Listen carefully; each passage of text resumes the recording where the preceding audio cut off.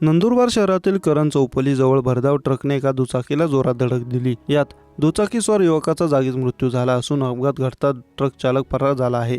विशाल हिरालाल चौधरी वय वर्ष 31 असे अपघातात मृत तरुणाचे नाव।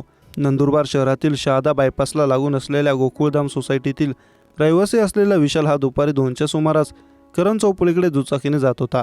त्यावेळी समोरून भरधाव वेगाने आलेल्या ट्रकने त्यास धडक दिली। त्यामुळे विशाल हा रस्त्यावर फेकला गेला। यात त्याच्या डोक्याला गंभीर दुखापत होऊन त्याचा जागीच मृत्यू झाला आहे।